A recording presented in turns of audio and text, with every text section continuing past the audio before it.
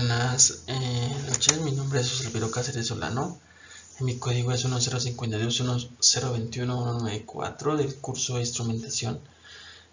Tutor asignado es Diego Fernando Nava. Para este video pues vamos a hacer una breve explicación de instrumentación electrónica. Tenemos que pues para el desarrollo de esto vamos a explicar qué es la instrumentación electrónica. Vamos a hacer un énfasis como en robótica, la automatización de procesos robóticos y interfaz de programación de aplicaciones. Entonces en ese orden vamos a hacer la explicación. Para instrumentación electrónica pues sabemos que es la parte electrónica que se encarga pues del diseño y manejo de equipos electrónicos y eléctricos pues para su uso de mediciones. También sabemos que la instrumentación electrónica pues es usada para leer estos datos y procesos de datos de diferentes variables. Por ejemplo, pueden ser físicas o pueden ser químicas, o bueno, pues tenemos que monitorear cada proceso con componentes electrónicos y pues eléctricos y también pues teniendo en cuenta que todo lo que se utiliza pues son en materiales o equipos electrónicos. ¿Listo? Para ello pues sabemos que esas mediciones se pueden hacer cuando se utilizan por ejemplo los sensores. Tenemos pasivos y activos. Entre ellos pues los pasivos pueden estar los resistivos, los capacitivos, los inductivos. Entonces sabemos que por ejemplo en los resistivos está por ejemplo la medición de temperatura, entre otras cosas. La medición de temperatura pues es como una variable digital y la muestra análoga, o pues también viceversa, pues dependiendo pues el tipo de dato que se quiera mostrar. ¿Listo? En los activos por ejemplo tenemos los condensadores. Pues sabemos que un sensor activo es cuando él tiene su propia fuente de alimentación. Entonces por ejemplo un condensador electrolítico mantiene pues una fuente, un poco de fuente, y para que no se descargue por ejemplo un MOSFET o un ISFET, o por ejemplo los transistores también son sensores activos.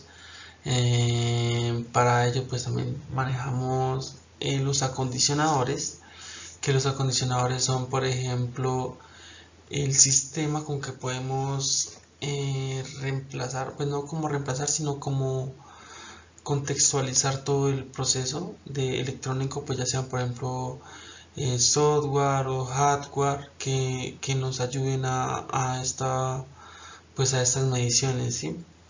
En la digitalización pues tenemos que es por ejemplo el manejo de nuestros datos. Por ejemplo tenemos que si lo tenemos digital lo podemos generar análogo, o si lo tenemos análogo lo podemos volver digital, pues dependiendo pues cómo queramos nosotros usar pues nuestros datos, ¿sí? O sea, esa conversión de datos. Para nuestras RPA pues como lo dice Robotic Process Automation o Automation o en español pues la automatización de robótica de procesos. Pues cuando hablamos de RPA es como cuando el sistema informático pues tiene que tener un control, como un control de una persona, de un usuario.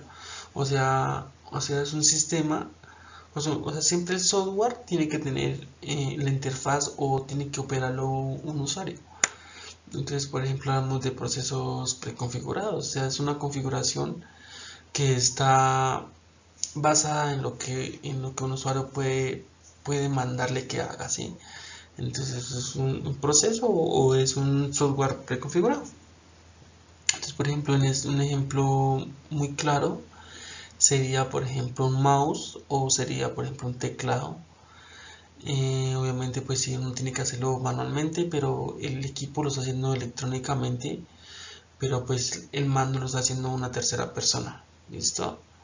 O sea, tiene un control por terceros para poder hacer su función. Anteriormente pues se utilizaba mucho el screen scraping. Pues scrapping es como una técnica de programación que se utilizaba antes, mediante, pues antes de tener la RPA. Entonces pues digamos ya se basaba como consiste pues digamos en tener como una información de una base de datos. Por ejemplo, cuando usted quiere descargar un archivo en PDF, o quiere copiar un texto de una página web, o quiere entrar por ejemplo a consulta de algún de alguna plataforma de algo así. También hablamos de las APIs, que es la aplicación de programas de interfase. Pues para ello sabemos que es la interfaz de programación pues, de aplicaciones. Pues esto se utiliza como para desarrollar el software de las aplicaciones. Pues que esto permite, pues digamos, el enlace o la comunicación entre aplicaciones. Sí, pues entre dos aplicaciones, por ejemplo, teniendo en cuenta, pues obviamente que debe tener un control que fue asignado por un usuario, obviamente antes pues, de su configuración, ¿no? Entonces, pues para ayudar, ellos tienen que interactuar entre un software u otro software. Entonces, se comunican entre dos software relativamente, ¿sí? Entonces, por ejemplo, si queremos dar un ejemplo directo, por ejemplo, es cuando uno entra a Facebook, o cuando usted abre un juego, cuando llega una notificación a un celular, por ejemplo, entre otras cosas más. ¿Para qué sirve?